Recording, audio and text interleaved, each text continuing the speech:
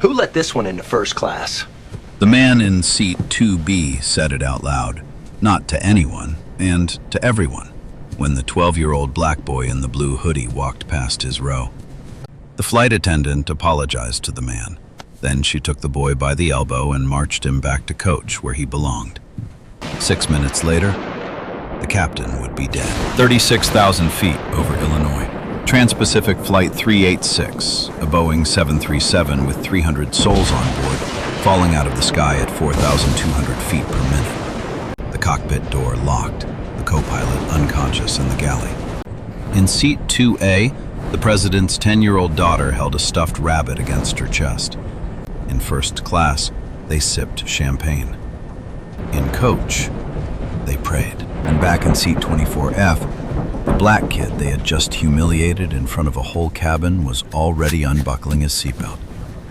He was the only person on that plane who could land it. That image, it stuck in my head for days. A whole cabin of grown adults just watching a black kid get walked back to coach. And not a single one of them opened their mouth. Not one. And that's the part people don't like to sit with. Because silence is a choice. Trust me. The headline on this one, it doesn't come within 10 miles of what this kid actually did at 36,000 feet. Rewind 90 minutes. Denver International Airport, gate B-22. The time was 5:50 in the evening, the sun already a low orange line on the runway windows, and the boarding desk for Trans-Pacific Flight 386 was still a soft chaos of wheeled suitcases and tired parents. Noah Reeves stood at the unaccompanied minor check-in counter with his grandmother. He was small for 12. He wore a clean white button-down under the blue hoodie, black jeans, white sneakers, size 6.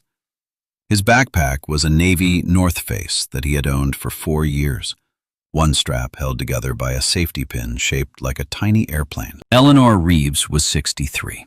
Her hair was mostly silver now. She smelled like the peppermint candy she kept in her purse, and when she knelt to fix the top button of his shirt, she pressed one of those mints into his palm without looking at him. "For the ears, baby," she said. "Don't let the pressure hurt you." "Yes, ma'am." "Your tag?" "I've got it." "Your phone?" 80%. "Your book?" He patted his backpack. Inside, wrapped in a microfiber cloth, was a black hardcover notebook. The cover had one line of faded ballpoint handwriting on it. Daniel Reeves, USAF, Emergency Procedures, Private. Noah had carried it since he was 7. He had read it 211 times. The gate attendant smiled the way adults smile at children they think are cute. She tied a yellow plastic UM tag around Noah's neck. "All right, little man," she said. "Big adventure, huh? Going to see Mickey Mouse?" Noah looked at her. "I'm going to the Smithsonian, ma'am. I'm getting the Junior Aerospace Scholar Award." She blinked. Then she smiled wider, the kind of smile that does not change its mind. How sweet. Eleanor squeezed his shoulder, and Noah felt the squeeze mean, let it go. 40 feet away in the jet bridge, a different kind of boarding was happening. First-class passengers walked the blue carpet in calm, separated silence. Among them, a woman in her mid-30s held the hand of a 10-year-old girl with sandy blonde hair and a pink cardigan. The girl's real name was Sophie Anderson. On the manifest, she was listed as Sophie Hale.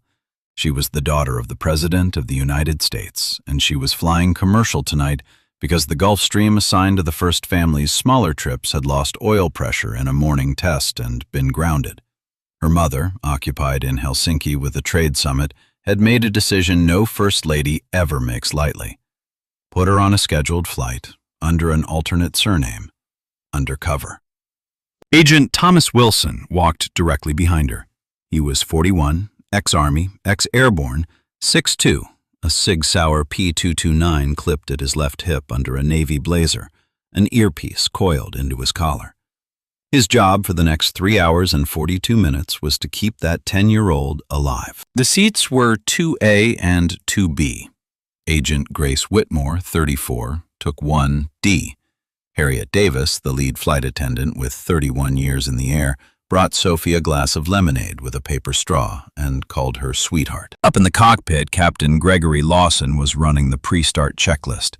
He was 58, heavy-built, a former Navy pilot with gray at his temples and the thick hands of a man who had been flying since Nixon was in office.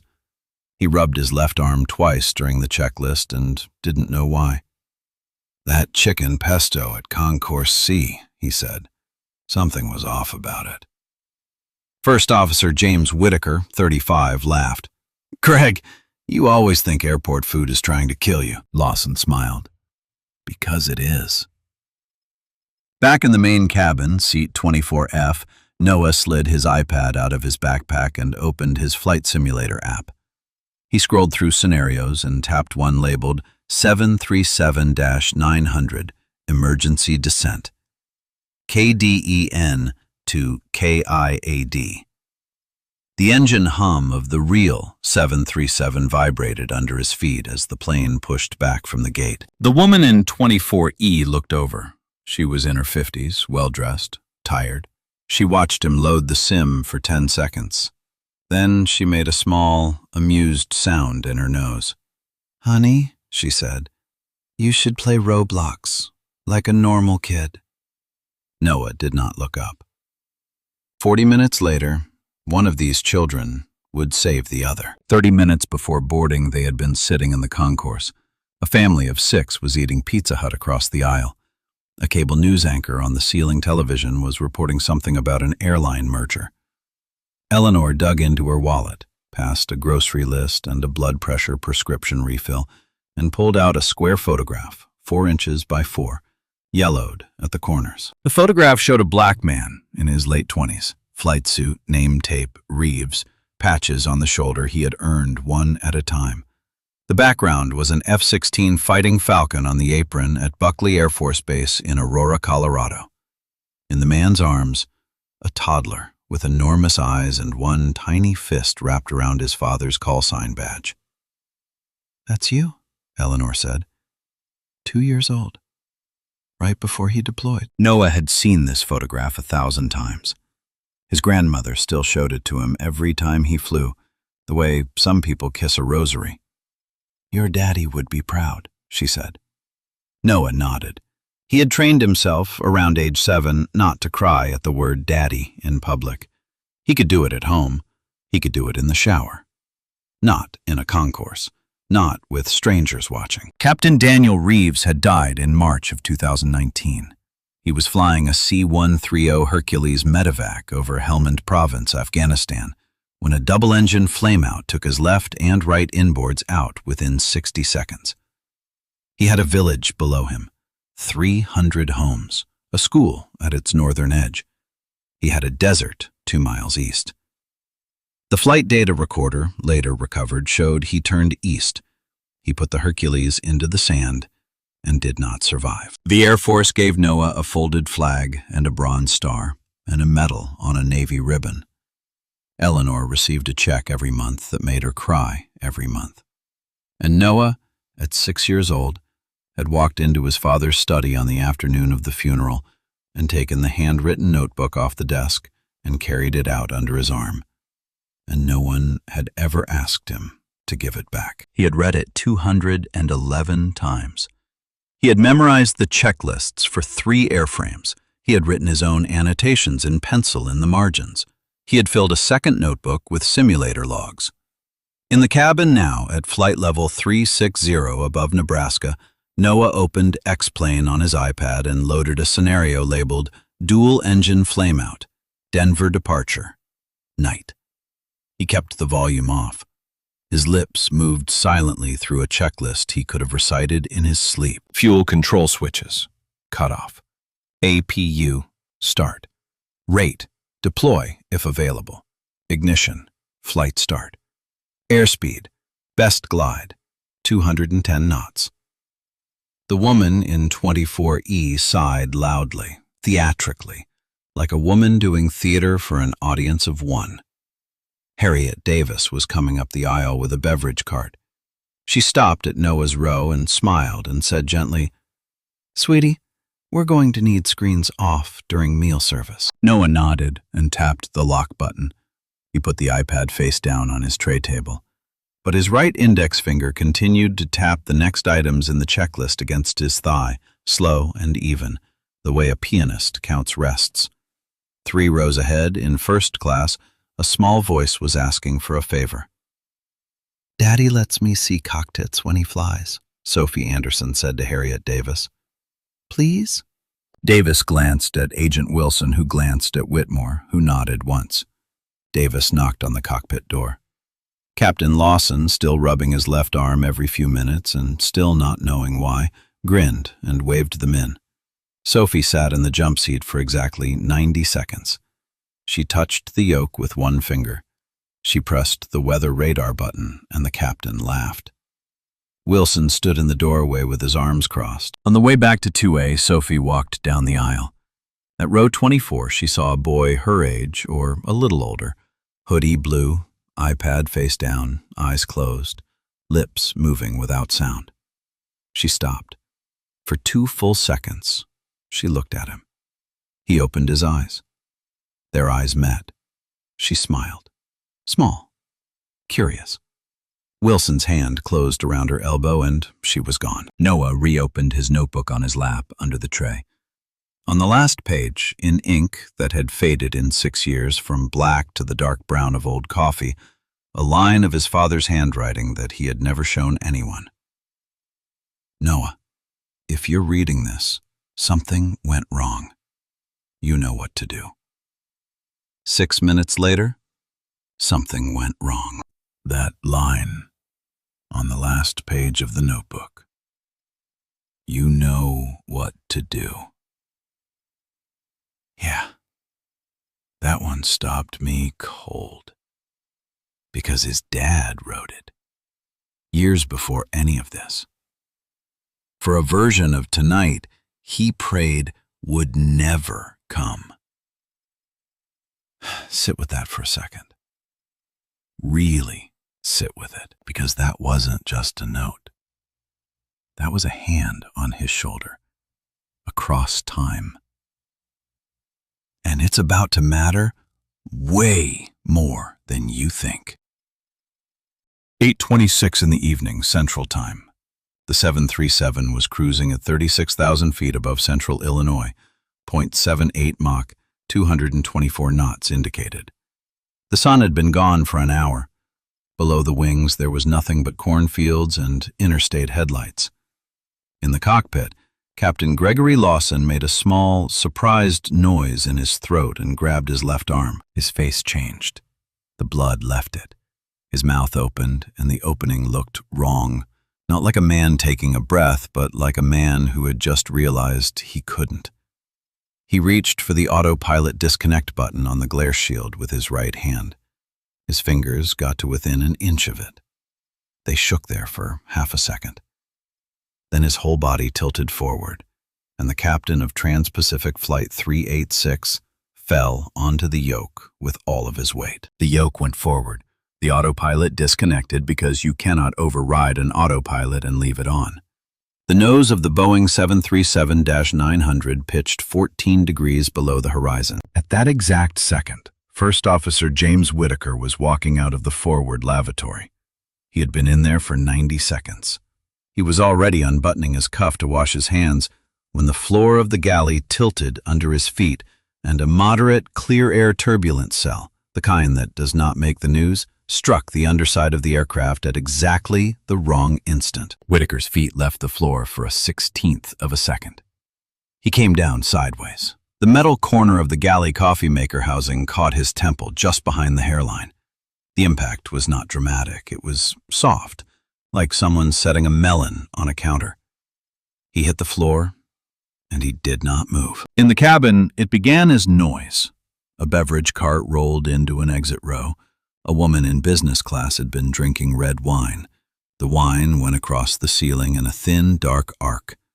Oxygen masks dropped from the compartments above every single row because the aircraft's computer had detected, in the tilt of the airframe, a condition that mimicked decompression. Children began to cry. Then adults. Harriet Davis was professional for the first 4 seconds. She got herself braced. She got 2 junior flight attendants braced. Then she moved, fast, low, one hand over the other along the armrests, up the aisle to the cockpit door. She hammered on it with the heel of her fist. "Greg! Greg! Open the door!" Nothing. She hit the interphone button. "Flight deck! Flight deck, respond!" Nothing. The altimeter was falling. 4,200 feet per minute. The captain was dead weight on the yoke. Back in seat 24F, Noah Reeves had already done the math. He felt the pitch in the pit of his stomach. He felt the roll in his left ear. He felt the wind noise climb outside the window. Not a roar, but a thin, high whistle that told him the airframe was approaching the yellow arc on the airspeed indicator. He looked at the small chrome altimeter wristwatch his grandmother had given him for his 10th birthday, the one that doubled as a stopwatch and a barometric reader, and he saw what he needed to see. He unbuckled. "Sit down," the woman in 24E hissed, grabbing at his sleeve. "Sit down, you little—" Noah pulled his arm free. He did not run. He moved the way a smaller animal moves through a herd, fast but low, one hand on each seat back, never losing his center of gravity. Every seat he passed was a person staring at him with their mouth slightly open. He was halfway up the cabin when he started to shout, "The captain is down! I need to get into the cockpit! I know how to fly this airplane!" Nobody believed him. Of course they didn't. Harriet Davis stepped directly into his path. She caught both of his shoulders in her hands. "Young man, sit down this instant. Go back to your row." Noah looked up at her.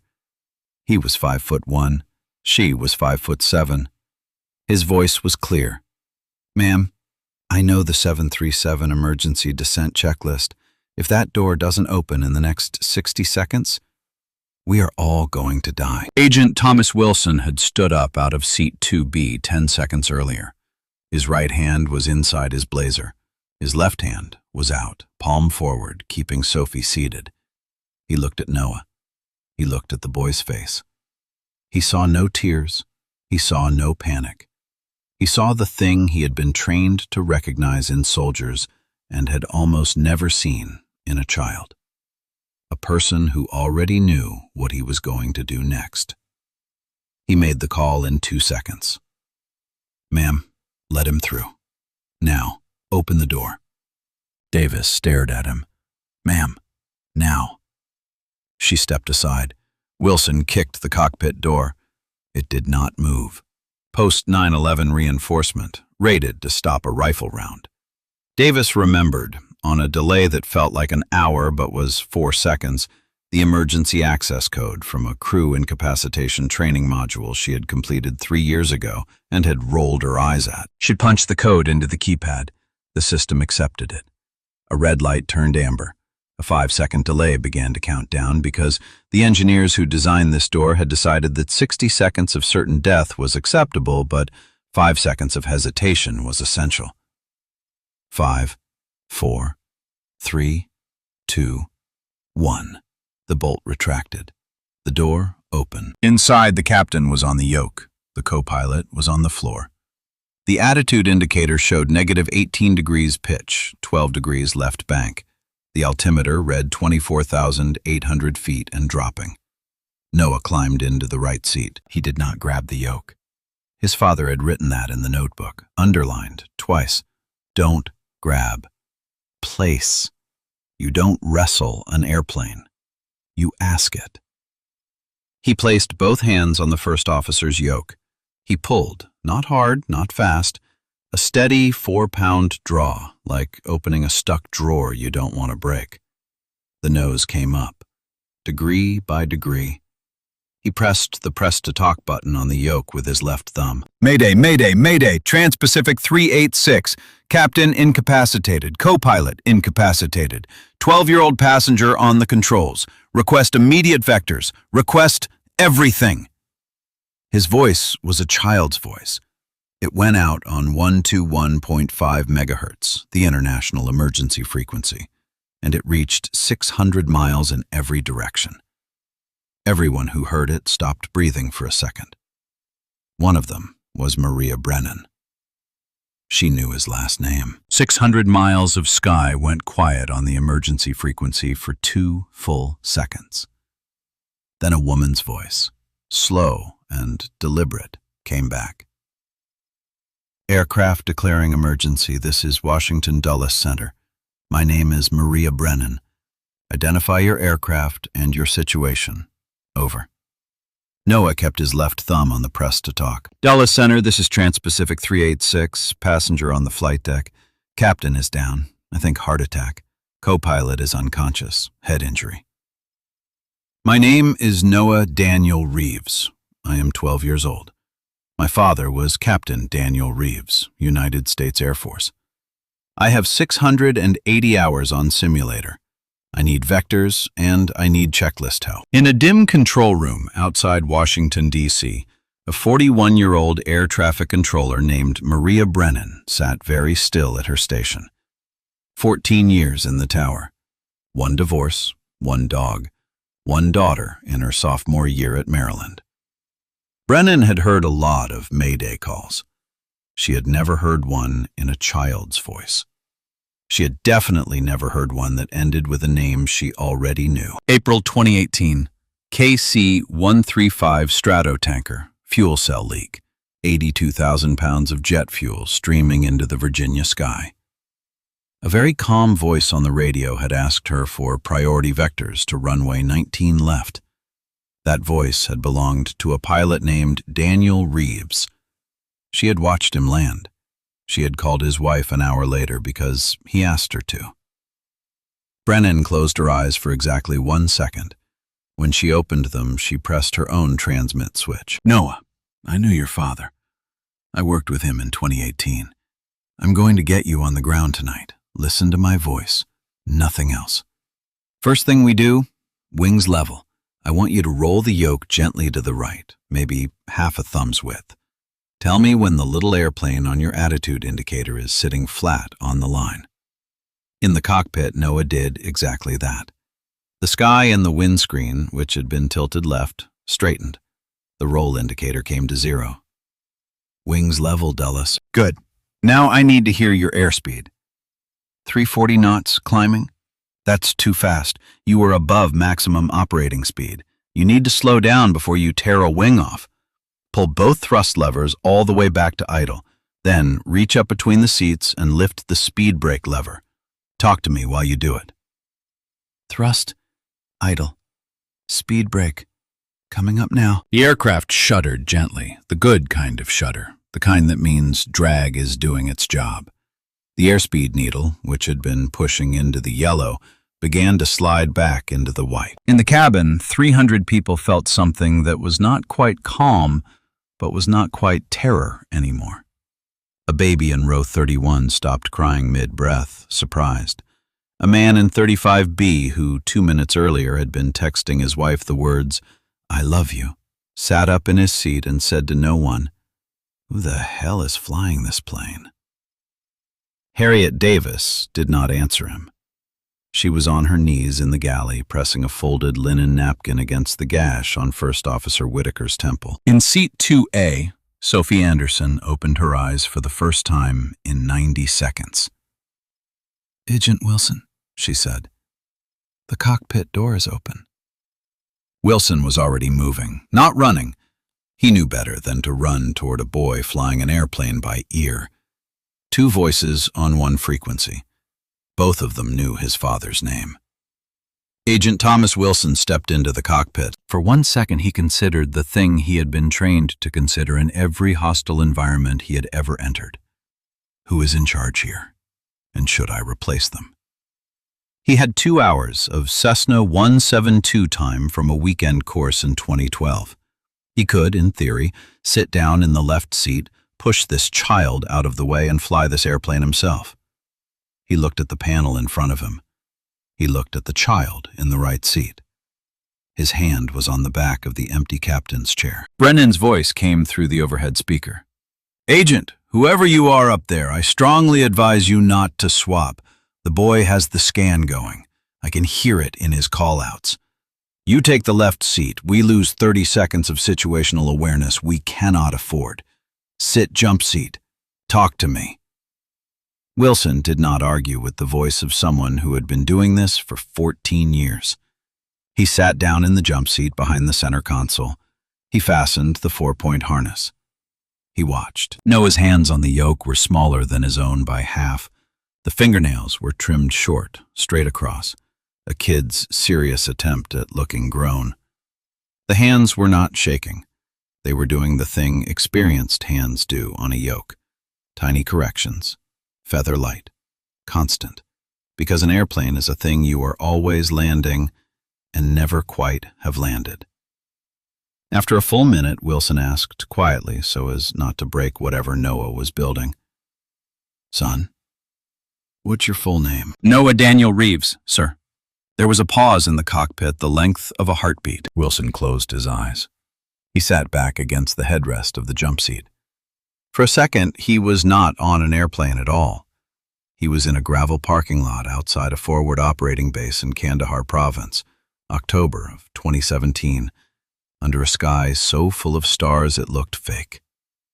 He was 19. His convoy had been hit.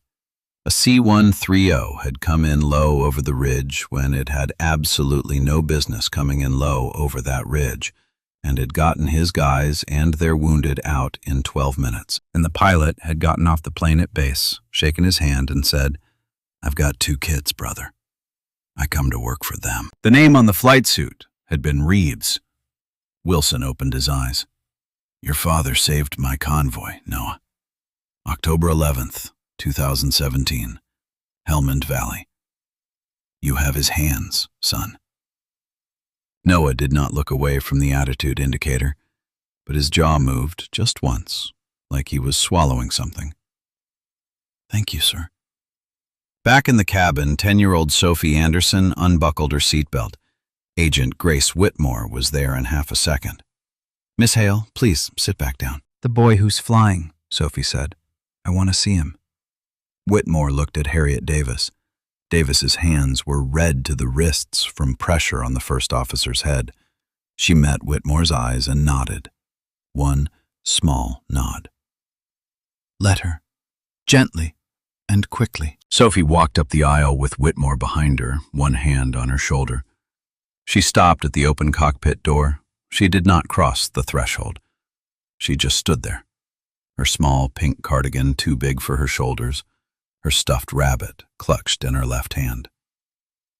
"Are you scared?" she asked.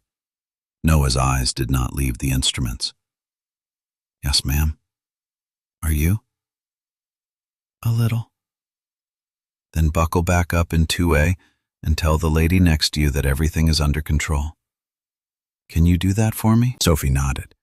She walked 2 steps forward, leaned across the center pedestal, and set the stuffed rabbit down carefully on the console behind the first officer's empty seat. "His name is Mr. Carrot," she said. "He flew with me since I was 4. He's yours now. For luck." She was gone before Noah could say anything back. A minute later, Harriet Davis picked up the cabin interphone. Her voice, when it came through the PA, was 31 years of training holding 31 years of terror at bay. "Ladies and gentlemen, this is your lead flight attendant. Our captain has become ill and our first officer is receiving medical care. A young passenger who has extensive aviation training is currently assisting, and we are in direct communication with Washington Dulles Approach Control. Please remain seated, keep your oxygen masks on if you still have them, and follow instructions from the cabin crew. We are going to land safely tonight." The cabin, which had been a sound, became a listening. In seat 35B, a 39-year-old dentist named Paul Holloway stood up. He had taken a CPR recertification course 6 weeks earlier for his practice license. He walked forward, introduced himself to Davis, and was pointed to Captain Lawson's body on the cockpit floor. He began chest compressions to the beat of a song he had used in his recertification course, which had been, absurdly, Stayin' Alive. In seat 24E, the woman who had told Noah to play Roblox was crying without making any sound. She had pulled a small yellow notepad out of her purse and was writing a letter to her 20-year-old daughter, whom she had not spoken to in 3 months after a stupid fight about a boyfriend. And in seat 22C, a 70-year-old man named Harold Mason closed his eyes, listened to the engine note, felt the deck angle through the soles of his loafers, and opened his eyes with the clarity of a man who had remembered who he was. He waved down a junior flight attendant. "Ma'am, I flew 737-900s for 26 years with Delta. I retired in 2020. Get a message to the cockpit for me. Tell the pilot, rudder trim neutral. Auto throttle arm to speed mode. Set missed approach altitude 3,000. Tell him I'll stay in this seat and feed him whatever he needs." The attendant ran forward. In the cockpit, Noah received each instruction, repeated it back, and executed it like a boy taking a test he had been studying for all his life. Brennan's voice came back on the radio. "Noah, we're going to run a standard descent, 3-degree glide slope. I want you at 10,000 feet in 16 minutes. To make that happen, I need thrust at 40% and pitch at -3.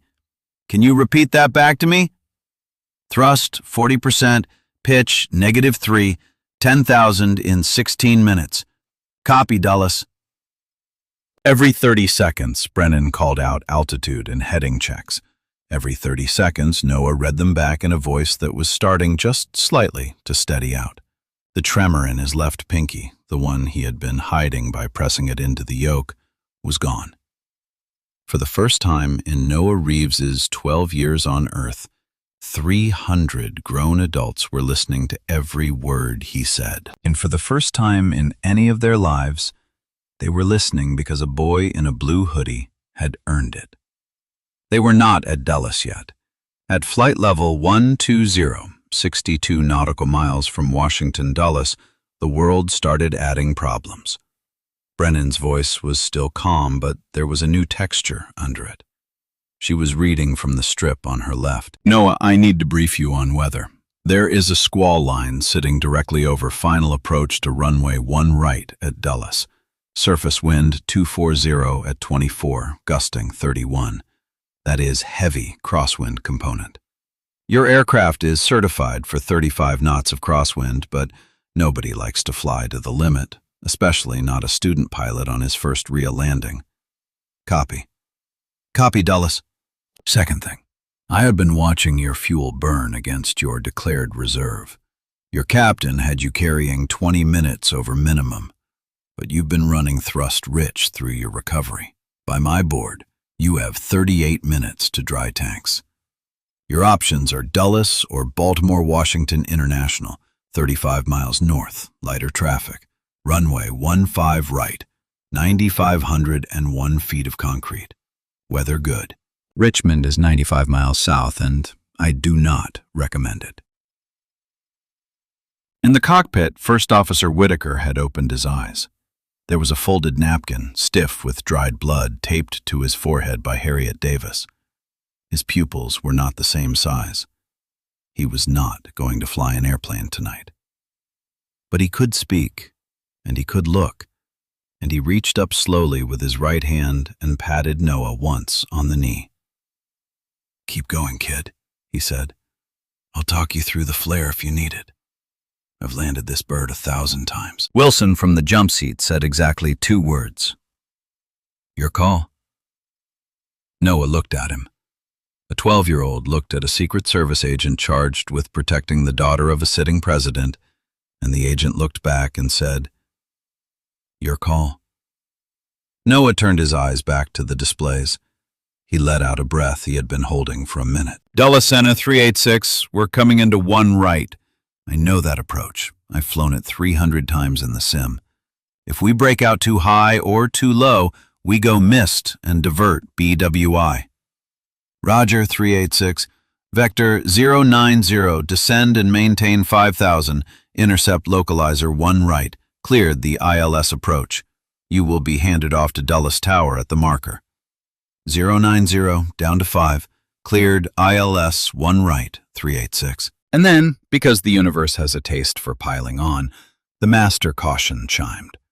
The yellow text line appeared on the engine indicating and crew alerting system display. HYD SY says a low press. Noah's eyes went to it for 1 full second. Behind him, Wilson felt his own stomach drop. He had no idea what that message meant. He was about to find out. It was bad. Out in row 22C, Harold Mason heard the description from the running flight attendant and closed his eyes. "All right," he said. "All right. Tell the kid. System A feeds the primary flight controls and the left main brake. If A fails completely, he still flies on System B. They are fully independent. Boeing built that airplane with 2 hearts. But if A goes all the way out, his left brake is going to be weaker than his right. That means on touchdown, the aircraft is going to want to veer to the right. He needs to expect that.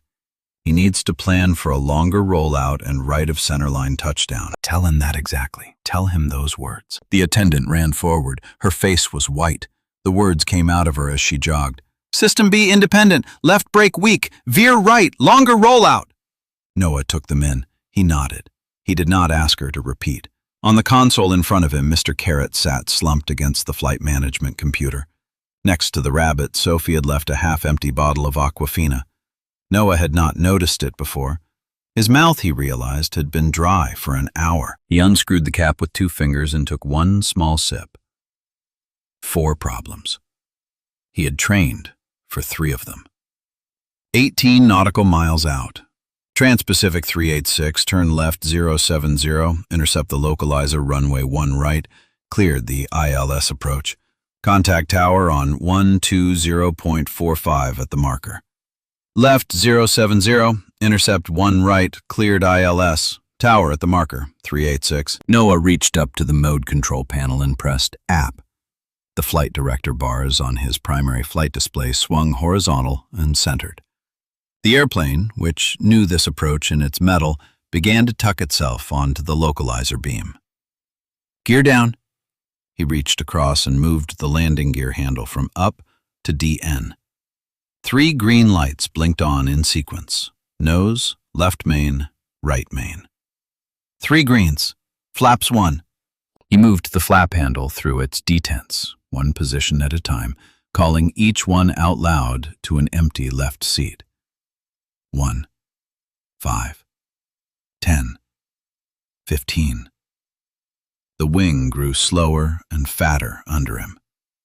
2,000 feet above the ground, the crosswind took the airplane. The left wing dipped. The heading indicator started to drift 5 degrees to the right of the runway centerline. Noah did the thing his father's notebook had taught him to do, and the simulator had let him practice 400 times. He crabbed into the wind. He pointed the nose of the 737 8 degrees left of runway heading so that the airplane, while pointed left, actually moved straight. From the cabin, it looked like they were going to land sideways. From the cockpit, it looked like the only thing that made sense. Through the interphone, Harold Mason's voice came up from row 22C, relayed sentence by a flight attendant who had stopped shaking. "Hold your crab to 50 feet above the runway. At 50 feet, you kick the rudder right and you drop the left wing 1 degree into the wind, cross-controlled. It will feel wrong in your hands. Do it anyway." "Copy," Noah said. 800 feet above ground level, the master caution chimed again. "Hide sys, A press." Total failure. The left hydraulic system, which had been bleeding for 15 minutes, bled the last of itself out onto the underside of the wing. The yoke under Noah's hands changed. The feedback got heavier. The small corrections he had been making needed slightly larger inputs now. System B had taken over, just like Harold Mason had said it would. The 737 had been designed with 2 independent hearts because Boeing engineers in the 1960s had assumed someone, someday, would lose one of them. Noah had practiced hydraulic degraded landings 42 times on his home rig in the back bedroom of his grandmother's apartment in East Denver on a rainy Saturday in March. on a school holiday Tuesday in September, on the anniversary of his father's death, every year for 6 years. His hands adjusted, his pitch held. Brennan's voice came through his headset like a mother's. Noah, you are on glide slope. You are on localizer. You are perfect. Half-mile to touchdown. First Officer James Whitaker, from the jump seat behind him now because Wilson had helped him up into it, whispered through blood-dried lips. Flare at 30 feet. 1 inch of back pressure. Just 1 inch. 50 feet. Noah kicked the right rudder pedal. The nose of the aircraft swung from 8 degrees left of runway heading to dead aligned with the runway centerline. He dropped the left wing 1 degree, the upwind wing. It felt wrong in his hands. He did it anyway. 30 feet. He pulled back on the yoke exactly 1 inch. The nose came up 3 degrees. The sink rate softened from 800 feet per minute to 200. 10 feet.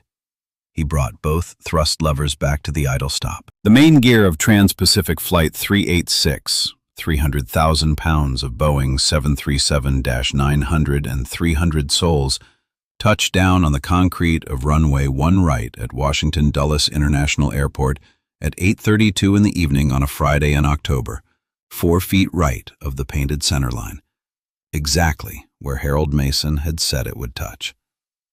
The nose wheel came down 3 seconds later. Noah, without being told, reached forward and pulled the thrust reverser levers. The engines roared in reverse. The auto brake system, set to max, clamped onto the wheels. The airplane rolled out in 6,800 feet of runway and came to a full stop 1,200 feet short of the end. In the cabin, for 2 seconds, there was a sound that was not a sound. 300 people had forgotten how to breathe at the same time. Then the breathing started again, and the breathing became crying, and the crying became something that wasn't in any language anyone spoke. A man in row 14 put his hands over his face. A woman in row 31 kissed the forehead of the baby who had stopped crying an hour ago and had not started again. In row 24E, the woman who had told a 12-year-old boy to play Roblox pressed the yellow notepad against her mouth and sobbed into it, so she would not scare anyone. In the cockpit, Brennan's voice came back. 386, welcome to Dulles. Emergency vehicles are rolling to you. Stay exactly where you are. Do not taxi. Do not move. And then, very quietly, in a voice that was not any longer a controller's voice, well done, Noah. Well done, son. Noah let go of the yoke. His hands, which had not shaken for 52 minutes, began to shake all at once. He pressed them flat against his thighs. He looked at the altimeter. He looked at the airspeed indicator reading 0. He looked at Mr. Carrot, slumped over on the console, and then at his own reflection in the dark pane of the forward windscreen. A 12-year-old black kid in a blue hoodie who had just landed a Boeing. First Officer Whitaker reached forward and laid his palm over Noah's knuckles. Kid, he said, and had to stop and start again. Kid, you fly better than I did at 22. Somewhere behind him, a small pair of shoes was running up the aisle. Agent Whitmore, for the first time in her 4-year career, let a protectee go. Sophie Anderson came through the cockpit door at a full sprint, pink cardigan flying, and threw her arms around Noah Reeves's neck. The smallest voice on Flight 386 had brought them home. Honest moment. First time I heard this story, I was on a flight myself. Kid in the seat behind me asking his dad about the flaps. Just curious. Just a kid. And I spent the next 4 hours thinking about what Noah Reeves pulled off up there. And how easy it is to walk right past the ones who could hold your whole life in a pocket you never bothered to see. Yeah, that'll sit with you. The emergency vehicles came at them like lights on a carousel, Fire trucks, foam trucks, 2 Port Authority police cruisers. A ground tug pulled the air stairs up. The airport, which 90 minutes earlier had been expecting a routine arrival, had become the center of the world. Inside the cabin, nobody moved until Noah did. Harriet Davis came up into the cockpit and put both hands on his shoulders and did not say anything. Her own hands were shaking now that they were allowed to. She walked him down the aisle herself, one step at a time, because his legs had decided he was finished. The passengers were standing. They were not cheering. That came later, outside. Inside the airplane, they were standing with their heads bowed, the way people stand at the end of a church service they did not expect to be moved by. They clapped once, in a slow wave that moved from the back of the cabin to the front. They clapped for him one row at a time. In row 24, the woman who had told a 12-year-old boy to play Roblox stepped into the aisle. Her mascara was down her face. She took Noah's hand in both of hers. "I'm sorry, baby," she said. "I am so sorry." Noah nodded. He did not pull his hand back. He let her have that second because she needed it more than he did.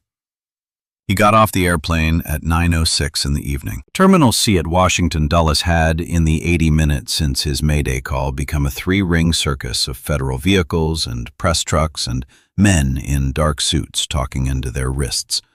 Eleanor Reeves had chartered her own flight on a different carrier at her own expense the second Harriet Davis called her from the ground, and she had landed at BWI 40 minutes earlier, and she had driven a rental car too fast down the Beltway to get here. She stood at the cordon with her hands pressed flat against her mouth. She did not run to him. Eleanor had raised Noah to walk the last distance home himself. He walked to her. He put his face into the front of her coat. He did not cry, not yet.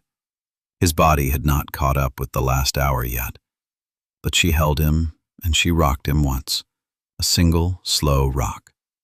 And she said very softly so that only he would hear, "Your daddy saw you tonight, baby. He saw you." They moved them to a private conference room on the second floor of the terminal. TSA agents, Secret Service, FAA inspectors. A doctor checked Noah's pulse and his pupils and his hands. His pulse was 72. The doctor said, to no one in particular, 12-year-old, just landed a 737, pulse of 72. Jesus. 2 hours after touchdown, the door of the conference room opened. The First Lady of the United States walked in alone. No cameras, no staff. One agent, 3 steps behind, and she waved him back at the door. She crossed the room to where Noah sat in a too-large armchair with a Sprite on the end table next to him. She did not extend her hand. She knelt so that her face was below his. "My daughter is alive," she said, "because you were on that airplane. I don't know how to thank you. I am not going to try to thank you tonight because anything I say right now is going to sound too small. What I will tell you is this. Whatever you need for the rest of your life, you call my office directly. You understand me, Noah?" He nodded. "Say it back to me." "I'll call, ma'am." She pulled him gently into a hug that was a mother's hug and a president's wife's hug at the same time, and the boundary between those two women dissolved for about 4 seconds. Sophie was behind her, in her hand, Mr. Carrot. "Take him," Sophie said. "He's yours now. He flew with you." "Ma'am, that's yours. You've had him since you were—" "He's yours." She pressed the rabbit into Noah's chest. "He flew with you." Noah took the rabbit. By midnight, other things had begun to arrive. Harold Mason found him in the conference room and handed him a business card embossed with the seal of Embry-Riddle Aeronautical University. "Monday morning," he said. "You call me Monday morning. We are going to get you to the best aviation school in the country, and it is going to be on somebody else's dime." An FAA regional administrator presented Noah in that conference room with a handwritten commendation that the agency had technically never given to a civilian under the age of 18 before. A press attaché from the Department of the Air Force confirmed, quietly, off the record, that the academy at Colorado Springs would look very, very favorably on an application from Noah Reeves when he reached the age of eligibility. Agent Thomas Wilson asked to be reassigned from the first family's primary detail to liaison duty with the Reeves family, effective immediately. He had lost Daniel Reeves once. He was not going to lose Daniel Reeves's son. And in row 24E, the woman who had told Noah to play Roblox took a small yellow notepad out of her purse and wrote a list. Passenger names, phone numbers. She wrote at the top of the page, Flight 386, every October 12th, for as long as we live. She would organize the first reunion dinner the following October. She would organize every one after that. At 11:52 in the evening, in a hotel suite at the Dulles Airport Marriott, Noah Reeves sat cross-legged on a king-size bed that was too big for him, with Mr. Carrot under his left arm and his father's notebook open on his lap. He turned to the last page, the one he had read 211 times. Under the line he already knew. Noah, if you're reading this, something went wrong. You know what to do. There was, in the same faded ballpoint in his father's handwriting, a second line he had never noticed before, because it sat below the margin where his thumb had always covered it. If you're reading this after a hard landing, call your mother's sister. Her name is Patricia. Baltimore. She has one more box from me. Noah read the line twice. He closed the notebook. Eleanor sat down next to him on the bed. She told him, for the first time in 6 years, the story of the morning she had answered the door at 4:15 a.m. to two men in Air Force dress blues. She had saved it for a night she thought he could carry it. Tonight, she thought he could carry it. Noah listened. He did not interrupt, and when she finished, he let himself do something he had not let himself do in a public place in 6 years. He cried. This time, he was allowed. Noah Reeves went back to Denver on a Tuesday morning. He flew commercial, Trans-Pacific, because it was the airline that had him. They gave him first class. He sat in 2A because they had asked, and he did not say no. He started his sophomore year at East High the next Monday. He kept the photograph of his father. He kept the notebook. He kept Mr. Carrot on the shelf above his desk between a model of a C-130 and a model of a 737-900. And once a month, his grandmother Eleanor found him asleep at that desk with his face on the open pages of the notebook. And once a month, she closed the notebook quietly and covered him with a blanket and kissed the top of his head. Every October 12th, 300 people fly to Denver. They book their own hotels, they pay their own way. They meet in a banquet room at a Marriott off I-70, and they hug one boy who is not a boy anymore. And they hug a grandmother who has become everyone's grandmother. And they raise a glass, every single one of them, to a man named Daniel Reeves, whom most of them never met. The woman from 24E organizes it. She has never missed a year. A girl, older every time, flies in under a different last name each year and hugs a boy first before anyone else gets to. The smallest voice in the cabin is the one that brought them home. If this story sat with you tonight, a quiet tap on subscribe helps me keep finding the ones that matter.